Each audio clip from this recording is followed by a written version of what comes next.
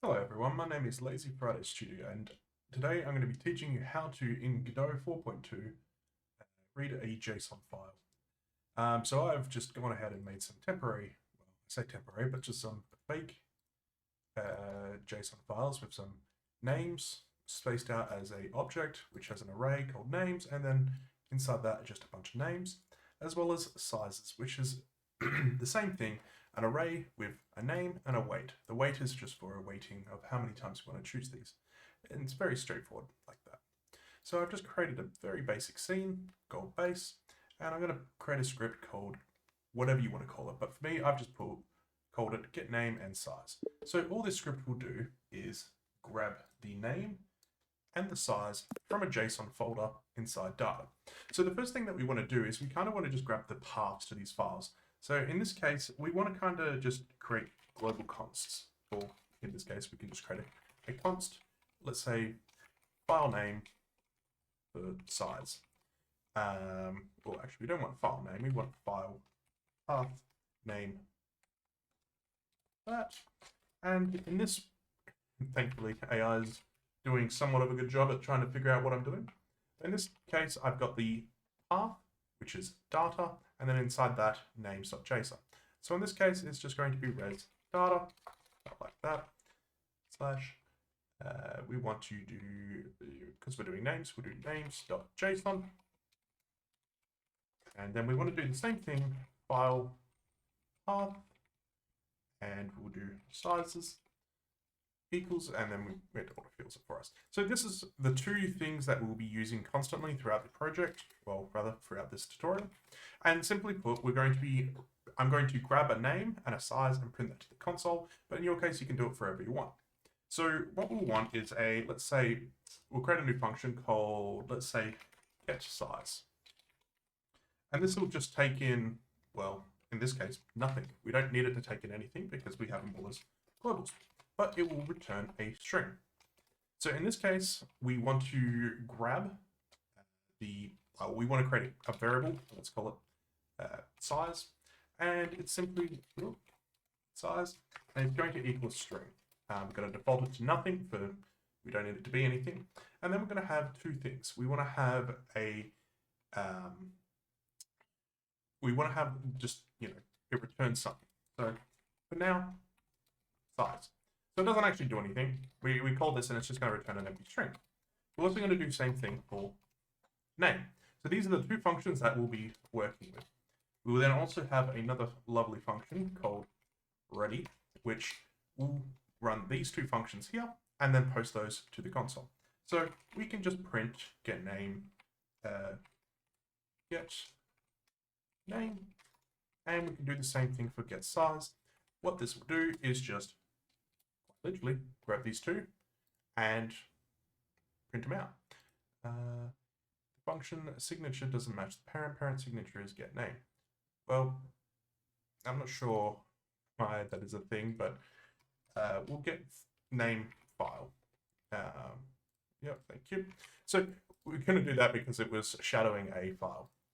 So can't really do that. And then we'll do name file. I'm coming up with some names on the fly here, but the point still being is it's a shadow. Now, what we'll also want to do is we want to create a new function as well, and we create this function. You can use this in as a global variable or put it wherever you want, but in this case, it's just going to be local to the file, and we're going to call it get JSON file as dictionary. So all this is just a sort of like a just a function that we'd call when we want to, because you would use it all around the place. So we're just going to call it path to JSON, and this is going to be a string. It's going to return, in our case, a dictionary. You don't need all this lovely file because that is not what we want. So what we have here is just a very basic file, function. We want to call JSON equals JSON.new. So what this is doing is it's constructing a JSON file for us to actually use.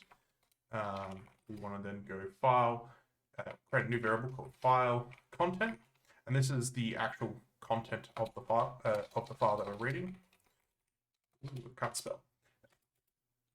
And once we've done that, we want to actually, access the file. So we'll go ahead and use file access, and then we'll pass in the get file as string. And then we want to pass in the path2 file, which we have here, or path2 JSON. Then we want to go another var, and we want to call this the past content. So this is the actual content after we've done it. We want to use not JSON like that, but JSON like this. And we don't want to use JSON pass, we want to do pass string right there. So what this is doing is it's grabbing we're creating a new JSON, we're then reading a file, and then we're passing the file through the JSON, and now it's becoming the actual stuff. Now, we can have, in this case, a check to say if it failed. So if past content is an error, well, don't really want to do that. We can do it a very simple way. This dictionary. So we're just saying, is it, a dictionary? If not, return an error. This is very straightforward. So all this function does is it just grabs it, like I said, grabs a new JSON, passes it as a string, then you get the content out of it, and then you get a dictionary out of it. That is all this one does. So what we can do is we can now use this as a way to actually get files. So straight away we can go to, let's say, get name files. We have var name, which does nothing, and it's returning nothing. But in our case, we want to return it something that actually makes sense. So what we'll do is we'll do name file equals. In this case, we'll just put that. We don't need to do the .get path. So all we're doing here is we're just passing in the file path name, getting it as a dictionary. I guess we do want to actually have it as a string.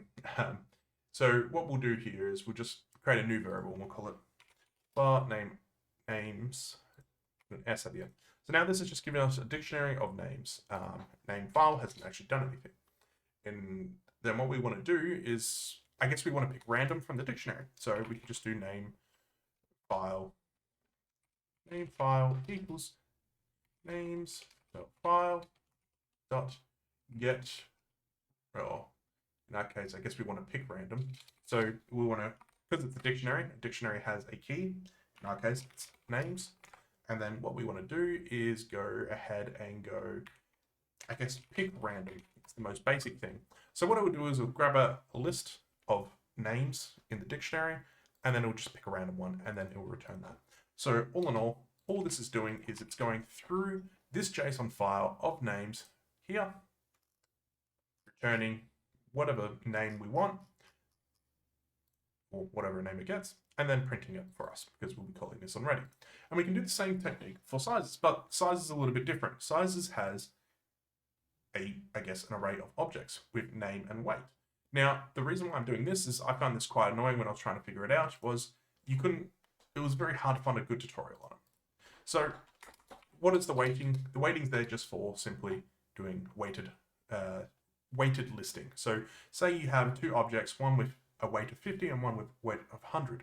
You would expect to get the 100 one a little bit more than the 51. That's all this is. So it works very similar in the same way that names works. So we'll create a var sizes, thankfully, like that. So all this is doing is the exact same thing as names down here.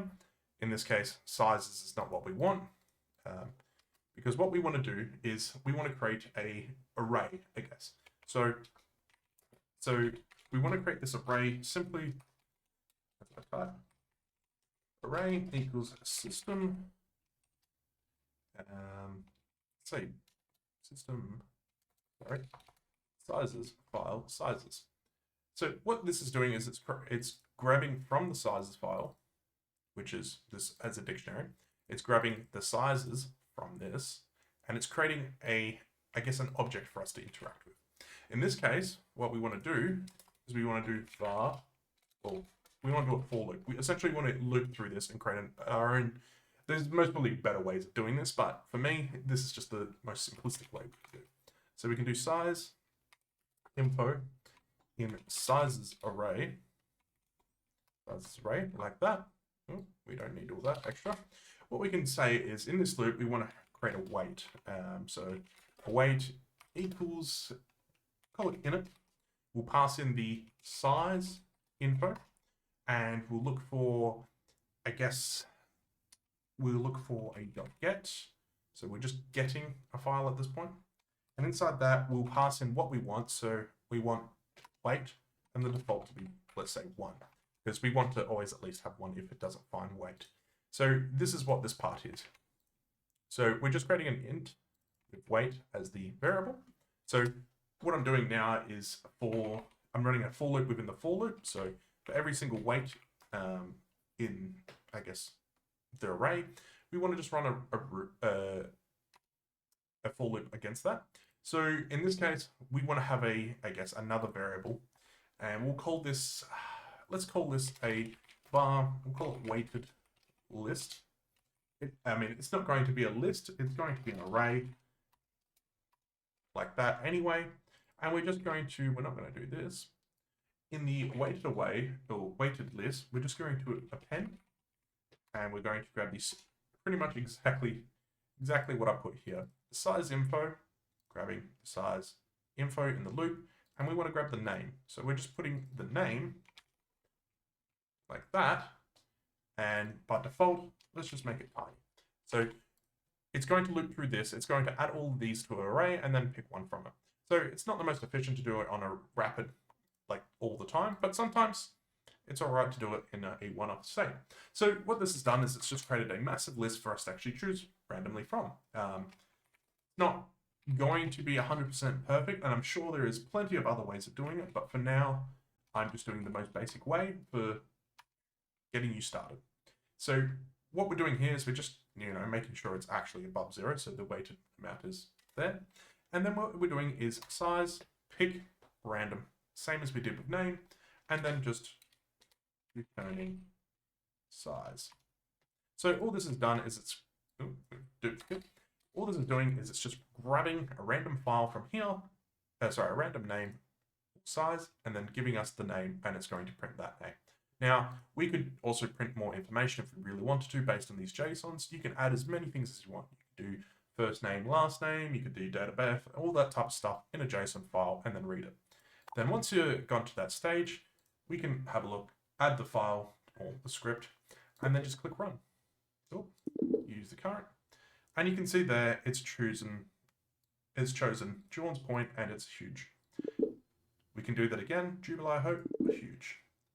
And we can keep going, and we can see that it will randomly choose and load everything from the JSON file. Now, if I go to the JSON file and I add in another little JSON package here, variable, and let's just call it total. Let's put the weight, let's say 600. Bit much, but essentially I've given this a weight greater than most, and I should see in the bottom, hopefully, reload from disk, hopefully, there you go, total. So now we know that it can load files dynamically, and you can use that to really do anything you want. So I hope you've enjoyed the tutorial, and I hope that has covered everything. Feel free to join the Discord if you have other questions. But thank you for watching, and have a good one.